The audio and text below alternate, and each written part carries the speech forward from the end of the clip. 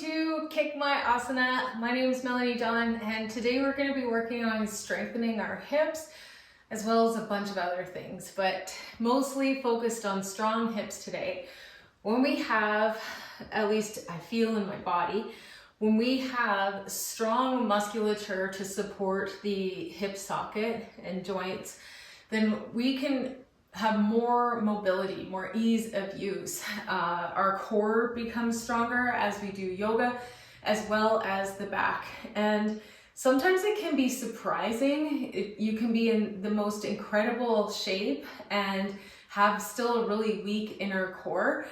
I find that yoga is extremely hard, and that's why a lot of people who are doing the bigger movements and working on the bigger muscle areas tend to avoid it, is because in this practice where the movements are stable and strong, longer holds, that you have to dig into that deeper core, or you really notice it right away that it's missing.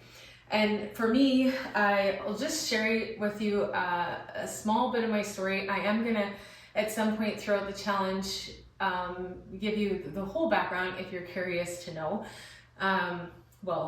The whole background as of that day. The story always changes in and out, but one of the reasons why I started this challenge is because I am in the worst shape that I have been in my whole life. And I know that there are people who will say, you're still in great shape. It is the most foreign body to me that I have ever experienced outside of the two children that I carried for full term and still have them outside of arm's length. So this has been the most rapid change for me with my body. And I'm really just learning how to get back into my yoga practice. What does my yoga practice look like? I also had some vertigo in November of 2020 that is never fully cleared. So sometimes when I go into side angle, or I am in half moon, or something about my head from side to side tilts, there are times where the whole world spins and I feel like I'm gonna fall on my face. So I just wanted you to know that if your body feels foreign to you, if you're going through something that is challenging for you, I am also going through these things as well. And I find that I tend to shy away from yoga practice because I know it's healing, and we can get stuck in a place where we are averse to healing if we become too familiar with where we are. And for me, yoga will always bring me back to loving myself. Since I started doing this challenge, I've started to take in the morning a beautiful, what do they call them? Tinctures? I know how it's said, or spelled, I don't know how it's said, but I make a beautiful blend of warm lemon, honey. So far this week, I have my moon, I'm taking care of myself, and I just see myself coming back to life. And I wanted to share my experience with you before we start, and hopefully you can share yours with me. Even if you've only made it here a couple days, or this is your first day that you're starting, I'd love to know what you're experiencing, where you're coming from. So I know I'm coming from a body that's 20 pounds heavier than I have been in the past, and it's a heck of a lot weaker. But I'm loving every minute of it, and I'd love to get to know your journeys. But let's get started yoga. I will one day share with you the rest of my story if you're curious at all. We'll start on our backs in fallen tree, which is a half bound ankle. Right sole of the foot connects to the inseam of the left leg. Arms can come out shoulder height. Chin, again, tucked towards the heart to create a nice, strong, long back of the neck. Or arms can stay along side body, palms up or down. Wherever you want to start your practice, it's pretty personal. This is the time where we begin to connect to our bodies. The fact that we are present maybe for the first 30 seconds of the whole day. I better check to make sure that I'm recording. I am. This is like one of the worst things that's happened to me during this challenge is I've done full practices and not been recording. Anyways, back to where we started. This is an opportunity to become completely present with how you feel, where you are, and who you are today. So we'll take 5 to 6 breaths here, turning attention inward towards the heart, the breath, the blood, the pulse.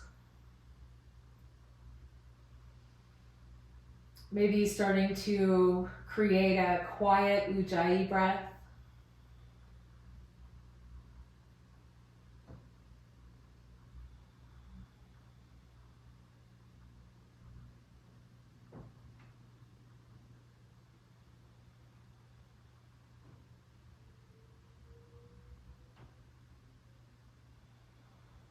Without too much effort, we'll start to turn the right knee up towards the sky, use all adductor strength, and then wrap the hands around the top side of the shin.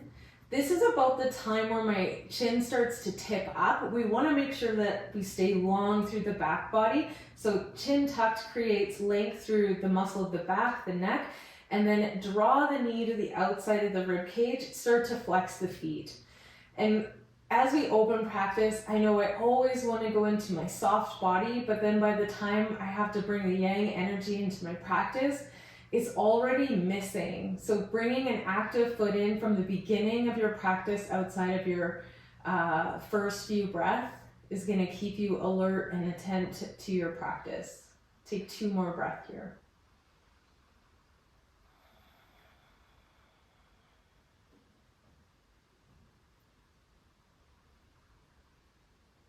Supine twist, left hand can stay on knee or shin, right arm will drop out.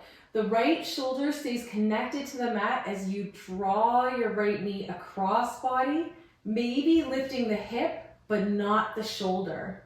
So if the shoulder starts to pull away from your mat, you've gone too far. Come back, drop the shoulder down, take deeper breaths, and then maybe see if you can inch into the depth that you wanted to go.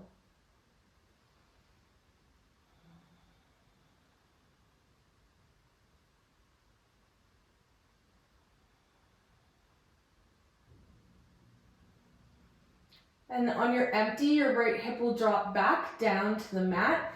Take your right knee outside of ribcage and either wrap the top of the shin or come in for your half happy baby. Right hand inside of right arch. Left arm can stay alongside body or out to a T. So the breath will be traveling here. We want to be directing the breath into the back of the thigh, bringing lots of energy, lots of spirit, lots of breath into the musculature of the back of the thigh.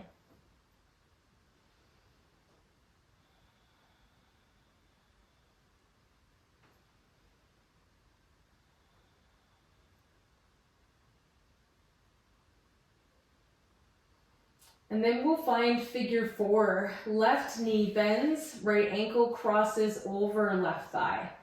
Figure 4 shape. This is a posture in itself, or go deeper, hands wrap the back of the thigh, and left leg straightens if possible, feet are flexed.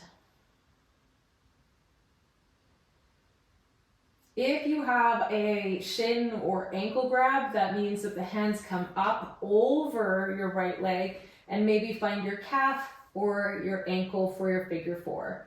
You can see for me, I can do it, but it's not where I'm at in my practice today, so I'm going to keep the meat of the back of the thigh and just hug in a little tighter. Last 2 breaths here.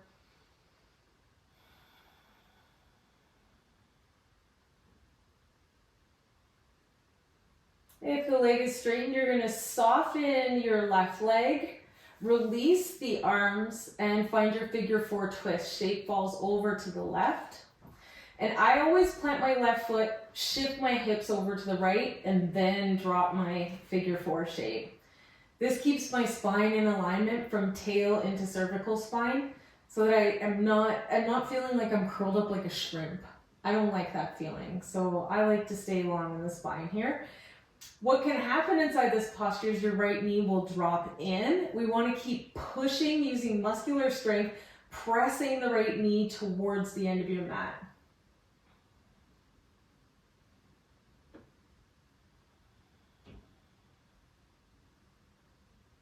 Last big breath in and full exhale out. In breath, shape comes through center. If you've shifted your hips, you'll plant your left foot and slide them over to the left. Drop your knees over to the right.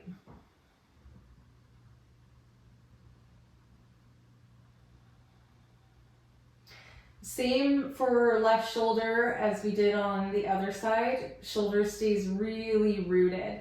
So my shoulder is on the verge of wanting to pull up. So every exhale, I'm imagining as though my empty out is dropping my shoulder blade into the earth. And these little mindset adjustments can really change the trajectory of your practice, the way you feel about approaching your practice. So whatever kind of visuals or micro energies, movements that you needed to bring into your practice, definitely take them. Last breath here. And your inhale, come back through center. So left heel is gonna pull in towards the sit bone. Foot plants firmly down. So we wanna have a half bridge setup, but figure 4 shape. My ankles crossing still over left thigh. Palms will come along side body, arms go straight, shoulder blades tuck, lifting the heart slightly. Chin is also tucked. Power and energy into the left foot, but you're not changing anything just yet. You're just anchoring down, sending energy down into the foot, maybe a slight lift that no one would be able to see, but you can feel. And then on your empty, you're gonna power down through that left foot, lift up the hips, push down the right knee, find your figure 4 bridge. Option to stay here or lift the right leg up towards the sky and back into figure 4. Breath in and empty. Hips come down.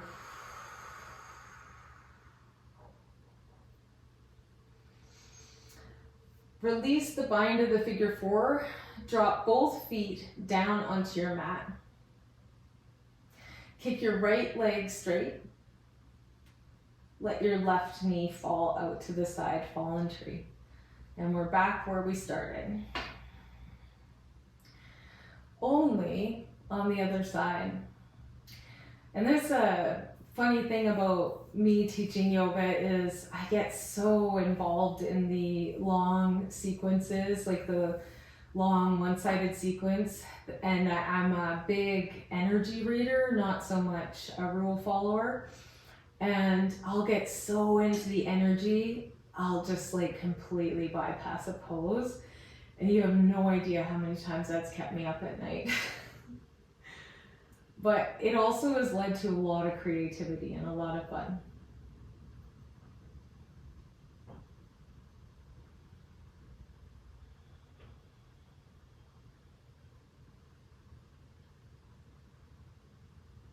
I guess that can leave us with an intention for our practice, where we want to go today. And even to think about, what is the purpose of the pursuit of perfection? What does it ultimately serve? Why do we all seek to be perfect? What would I avoid feeling? Or we're usually always trying to avoid something as human beings. We don't want pain and we want to feel good, or there are certain perceptions that would rather pain than feeling good. And I could go way down into the depths with this with Yoga Nidra, is that most of us, our comfort is discomfort. We'll use strong internal leg strength, so the interior of the leg it begins to take on its muscular form as the knee lifts up and your left foot plants down. From here, we're thinking about grabbing from the deep core. So pulling up slightly, engaging Mula Bandha. Let's actually look at Mula Bandha right now. So if you've ever done a Kegel exercise, it's like when you go to hold your pee, and I'm not entirely, I know there are men in this challenge, so you may want to fill me in at some point in time, but I'm not entirely sure if you grip your pelvic floor the same way we do to not go pee. But for women, and this is cued in yoga teacher training, but again, I still don't know. I've never heard from a man. But you pull up from the very base of the pelvic floor up and in. And this is like the sit bones coming to center. So there's a lovely lady who calls it closing the curtains. So it's like closing the curtains of the sit bones. Her name's Ali Bogard. I just did a practice and it was very, very cool. And then it's also the pubic bone starting to pull in towards the tailbone. So it's an up and pulling into center. That's your Mula Bandha lock. What that does is store energy into the low belly. It creates a lift. It strengthens the interior of the body, which strengthens the back body. Everything is kind of working in your favor when you have this lock, but some of us squeeze so hard that we overdo it and it becomes Hahala, which is a poison instead of a medicine. Now we'll go into our half wind removing pose after that long-winded description. So you can Mula Bandha, still a gentle, like a subtle lock of the low pelvic bowl. Feet are flexed, knee rolling to the outside of the rib cage. And if visualization is a thing, just imagining the left rib, left lung expanding into the compression of thigh to outside rib, thigh to low belly. And then feel into the right hip flexor where there is so much space between belly and thigh. So you have a duality of experiences here. This is the experience of compression and of freedom. And then left hand drops out, right hand takes your knee across body for supine twist.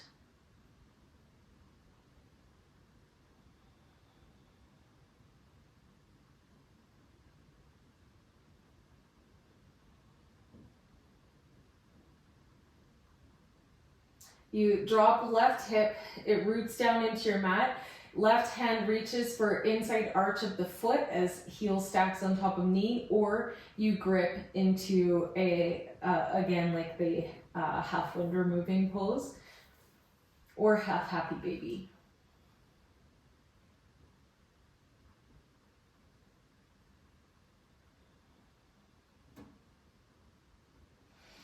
When you are in half happy baby, if you're there, if you ever get there, the more the heel falls towards the glute, the different the sensation becomes, but it usually becomes a little bit easier the closer the heel is to the glute.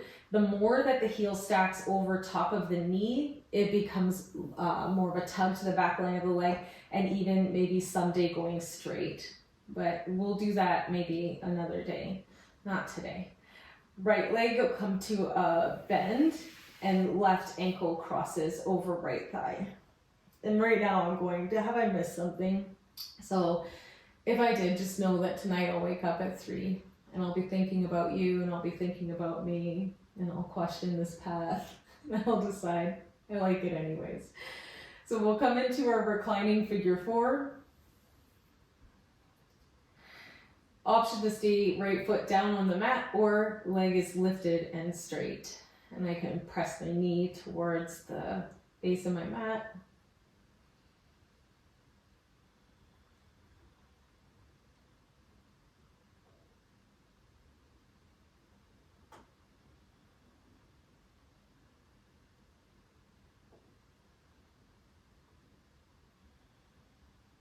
Remember, if you had a different bind or you even want to try a different bind, you can go for just above the crossing leg, maybe upper calf or ankle or even bottom side of the foot. I don't have that here, if you can see. Let's soften the right leg if it's straight. Drop the arms out to a T. Let's try planting the right foot down, keeping your figure 4 shape, shifting your hips over to the left, and then dropping your shape to the right so that you can see what that feels like if you go into it before, if you do the hip shift before the twist.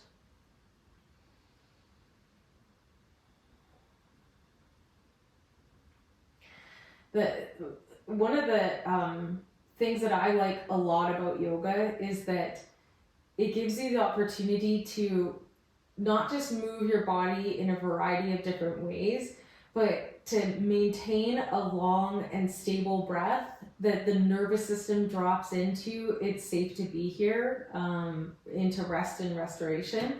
And when that happens, you can hear a lot of gurgling through the belly. That's such a good sign that the nervous system is relaxing and the belly is starting to let go. Because typically the belly will be holding on, being like ready to kick some butt for real. And when you get the gurgling, that's energy being released from the belly. Strong core, mula bandha, like that gentle tuck up and in of the pelvic floor. Coming back through center, the shape, right foot comes down, shifting your hips through center, and let's move them all the way over to the right as far as you can, and then drop knees to the left. This is a nice staying in the figure four shape, a nice way to drop deeper into your twist, because then you can use the top knee to pull, or the top ankle to pull your knee down.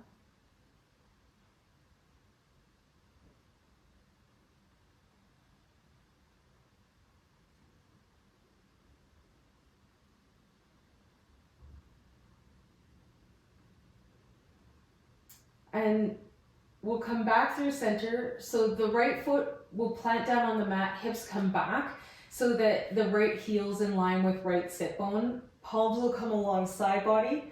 Chin is tucked so the neck is strong, back is strong. I roll my shoulder blades under to give the heart that nice big lift to start. Feet, left foot is flexed. Energy down into the right foot, so all four corners. Just imagine as though you're pressing down and lifting up, but nothing's moving. So you're engaging the muscles, getting ready, priming, and then on your exhale, you'll lift.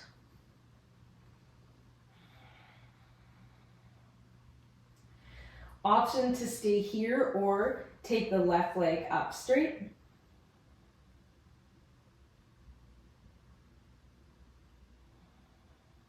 Coming back, figure four if the leg is straight. And placing your foot down onto the mat as hips come down. On your empty, we'll lift hips one more time, both feet rooting firmly down. I like to press through my knees, lifting the pelvic bowl, tucking the chin, breathing into the heart space.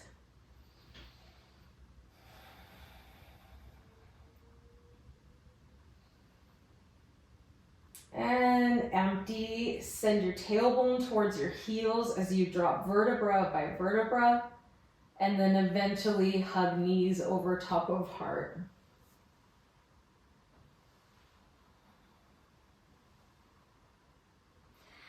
And we'll take hands to the back of thighs, rock and roll, all the way up into seated bound angle. Whew. That felt like a really juicy priming of our practice. Soles of the feet come together, the knees fall wide and away. We're gonna take an ankle grip or a peace finger around the big toe grip. I personally don't like the toe grip, not my style, but I really like the ankle grip. So it'll be different for everybody, wherever you land in your practice, as long as it feels safe and it feels good. I don't see the harm. Elbows will press to the insides of the knees, and then you'll push the knees down as much as you can. It may not be much today, and it may be a lot. Knees will press down either energetically or physically as we pull the heart forward. So I'm not just dropping the heart, I'm literally pulling it forward, lengthening through my spine, almost as though I'm pushing my chin away from the sternum. Breathing for 3.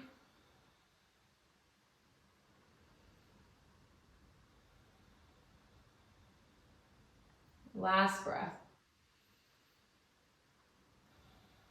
And then we'll release the bind of the ankles, use the hands to bring the knees back through center, Soles of the feet will plant down. I like to, I'm just gonna shift slightly just to make sure I'm still in the camera. I like to have my heels almost like a ski jump in front of the knees, and then take my palms behind my back, turn my fingers away from me. For some people, that's not gonna feel very good. You can do it fingers pointing towards the sit bones. I like wrists with the entire wrist looking at the back body. I don't actually know what I was trying to say there, so we'll just give it up. Anyways, the fingers pointing straight back, that's my jam. On your exhale, we'll see what it's like to lift the pelvis up. Maybe you don't get very high, maybe you get quite high. Don't forget you're hugging the shoulder blades into the heart so that the heart lifts as the hips lift. Then we'll drop down, touch the mat. Exhale, press the hips up. Inhale, slow, drop down. Exhale, press the hips up. And you can stop there if your elbows are sore, there's anything about this that doesn't feel right, or pulse through 3 more cycles of breath.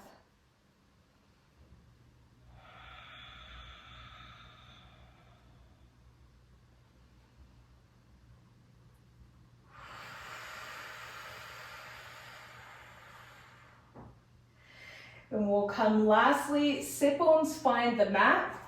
I'm gonna take my wrists out in front of me and just roll them in circles, because we probably felt that one through the wrists. And reversing.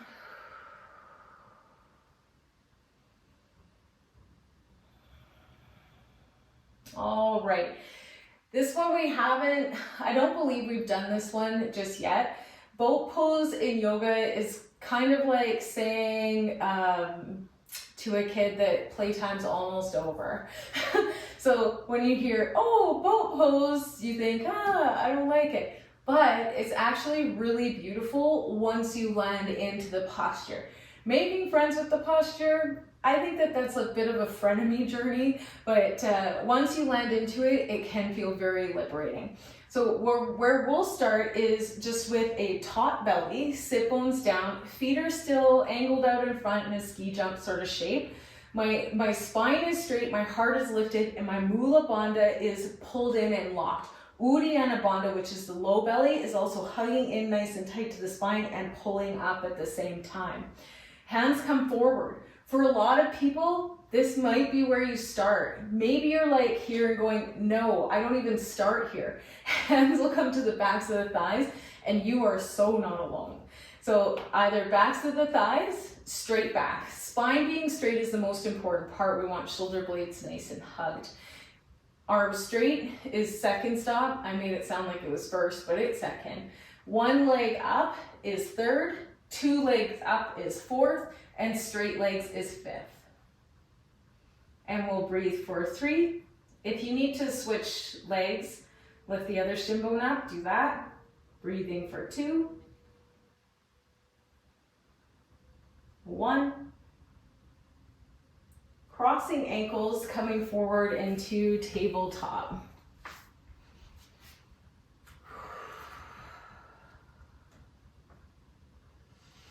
Those postures are the places that we can be found holding our breath. When we hold our breath, that signals that something is wrong. So the practice of yoga is to maintain that steady, nice, smooth breath. We'll find that back here in cat-cow. So an inhale, belly drops. Exhale, spine rounds. Breath in, belly drops. Empty, round. Stay moving like an ocean, belly up, belly down. Or widen your palms. Take a bend through the elbows and start to trace your rib cage. your hips, your pelvic bowl with your rib cage. First clockwise, then counterclockwise, bending the elbows as the heart drops in.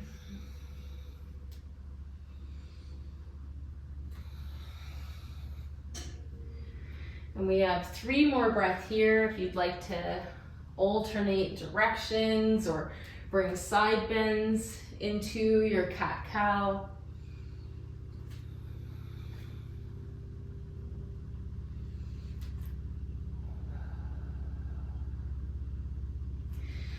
Now we'll come from tabletop into side plank, and we're gonna go through a little bit of a flow here. So if you've been a bit confused with side plank, listen very closely because we're gonna be moving from side to side pretty quickly.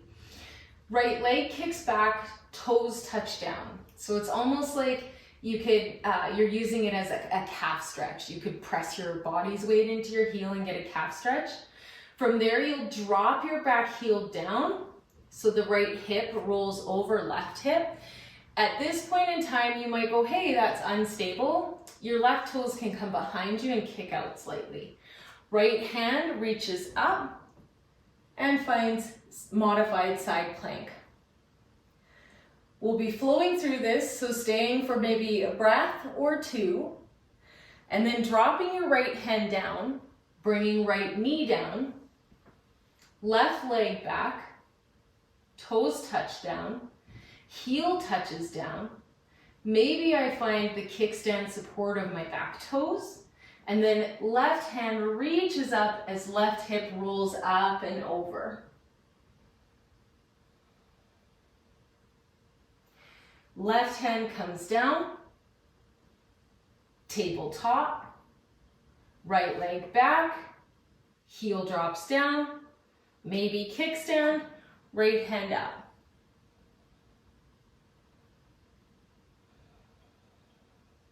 Right hand down, tabletop, left leg back, left heel down, left hand up.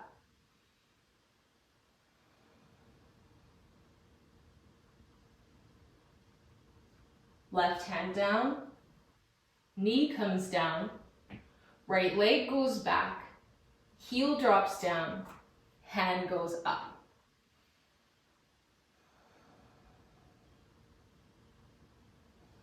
Right hand down, right knee down, left leg back, heel down, left arm up.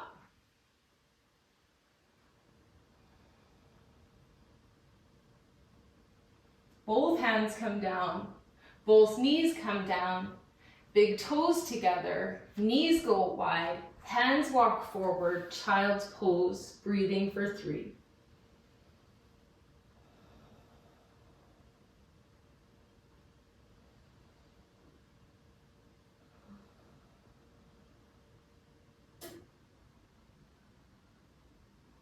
Hands plant down, toes tuck under, downward facing dog, Adho Mukha Svanasana. Taking subtle pedals through the feet, bending each knee, lifting each sit bone, pressing heart to thighs, toes to center, left leg comes up, bend through the knee, kick the sole of the foot over to the right side of your mat, fire hydrant. Take big circles with the knee.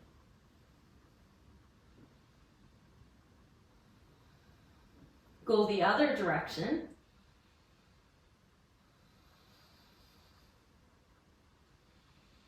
Hold here, or have a little bit of fun and have to take a leap of faith. You'll drop your top foot behind you, lift up the pelvis, reach the left fingertips overhead, wild thing.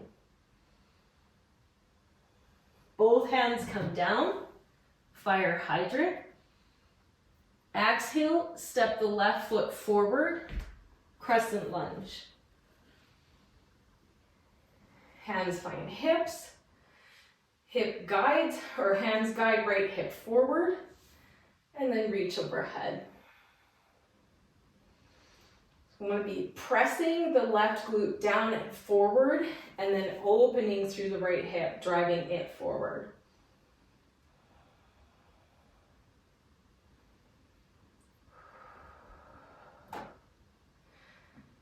Take your hands to your hips.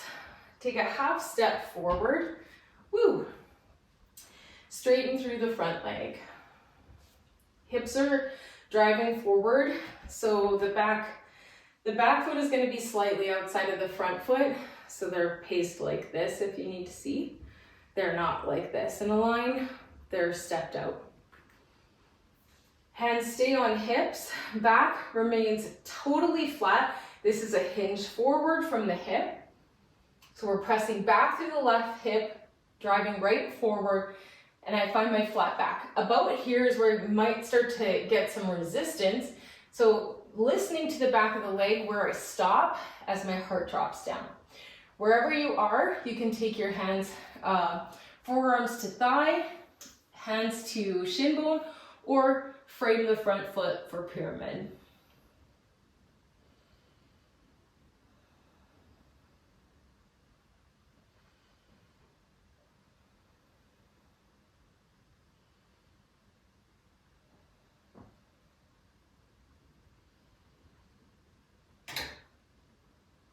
Last breath.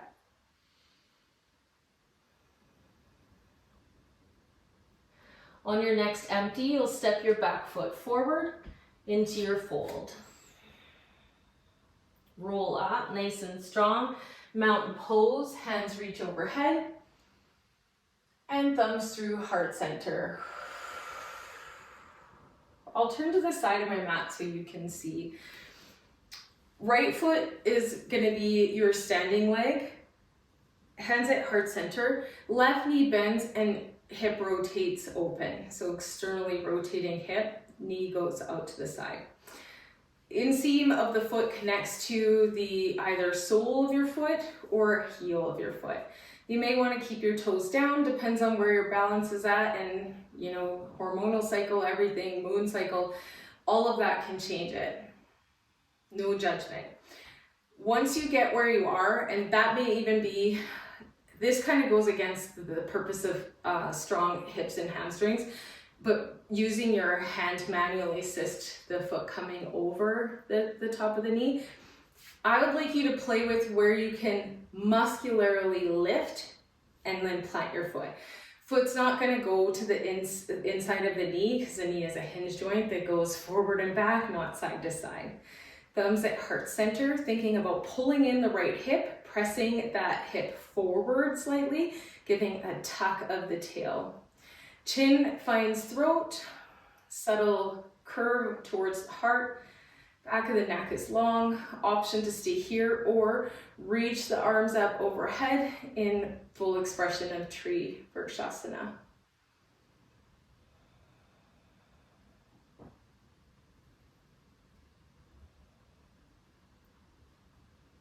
Hands will find heart center once again.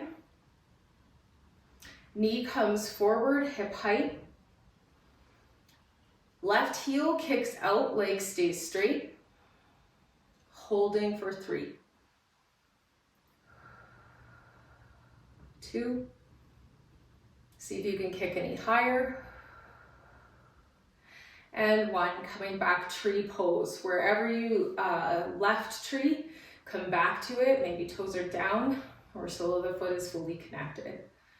Breathing for 3.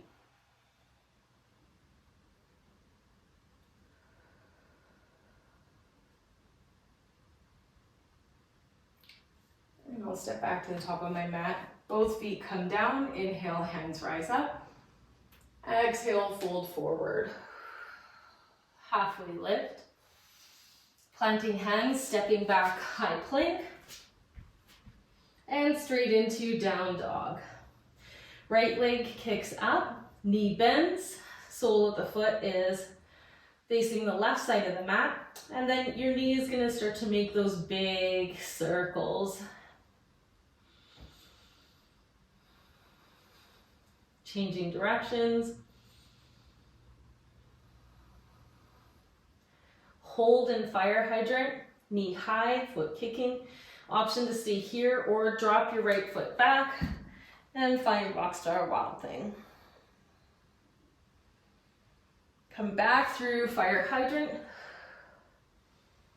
Step your foot forward.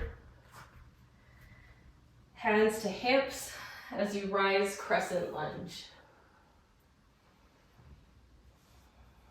Left pelvis forward, left glute tucks under, presses in to the back of the hip.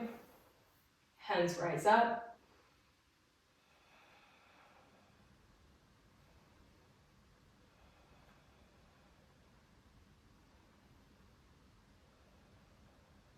Last 2 breaths. Can you go any deeper? Get any stronger? Even your breath. Hands will find hips, back foot steps in slightly, front leg straightens, pyramid pose. Heart starts to drop forward. Right sit bone pressing back, left hip coming forward. As soon as you start to feel that tension and tug, maybe you settle into your thigh bone, keeping a bend through the knee. Find your shin bone or hands drop down to frame the front foot. If you have blocks, those are also a real treat.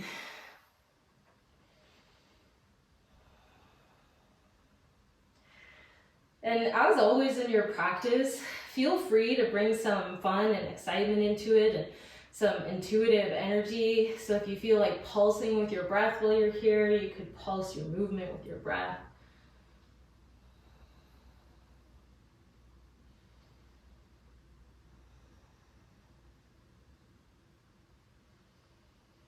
The more of a bend you have through the front leg, the less sensation you'll experience in your hamstring. So if that's something that's really getting uncomfortable, even painful, you'll take a bend through that front knee and maybe step your back foot in slightly. On your next empty, both feet come forward, halfway lift, Ardha Uttanasana, and fold Uttanasana. Rise up, mountain pose, Samastiti. And thumbs through heart center.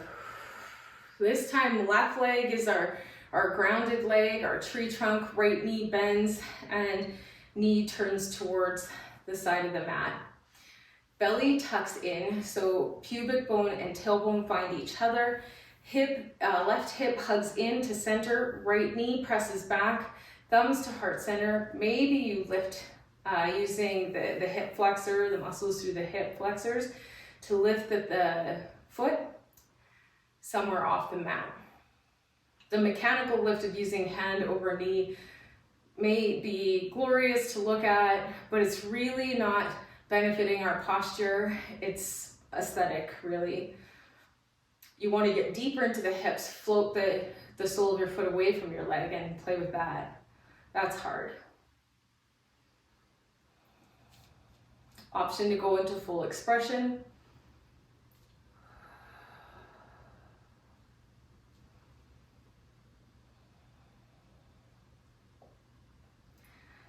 Thumbs through heart center, right knee comes forward, up hip height, and heel kicks out. Leg as straight as you can. Breathing for 3.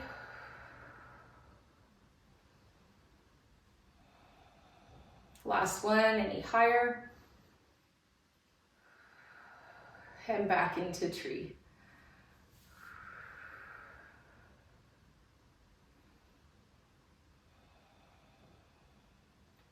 Both feet plant down, hands sweep up. Exhale, folding forward. Taking a deep bend through the knees. You can either roll onto your back body or make your way to it in whatever ways and however many amount of steps you'll need. Bring the knees over top of the heart. Rocking from side to side. And then we'll part the knees, take them outside the rib cage. Stop 1, stop 2, happy baby. Then stop 3, don't know if this is called Cupid's bow or it's got some kind of cute name. But straighten through one leg, keep the other foot in a happy baby 90-degree angle. This is stop 3. And straighten through the other leg, bend left knee.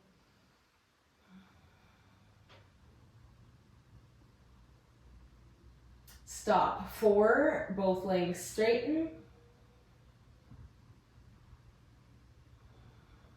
I tell you, these pants that I'm wearing, I got them at Costco. They were like 2 for $20. They are the softest, most heavenly pants I've worn in a long time. But they are, I've talked about this already, I know, I'm obsessed. They are sheer, like when you're doing stuff like this. That's the thing, like you're fine unless you go into a forward fold and then there's a shadow. Bend the knees, happy baby. Take the soles of the feet together and then grab the outside arches. Pull the heels down towards your groin. Press your knees away from the body.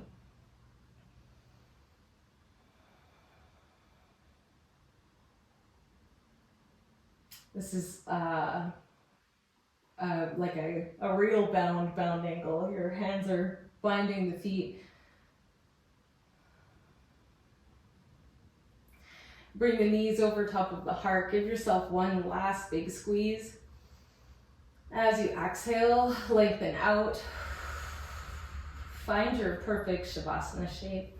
You have worked so incredibly beautifully through this practice, being present for yourself, being present with your breath. No matter how many times you think that your practice may have been better or could have been better, or that this was the most amazing practice, know that in all of this is in passing. And what we have just lived is a human experience. It does not identify us. It is not who we are. It is what we have done.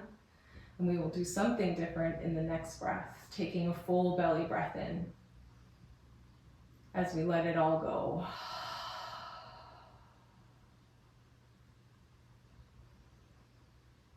Drop back into an intention or an energy that you wanted to receive from this practice.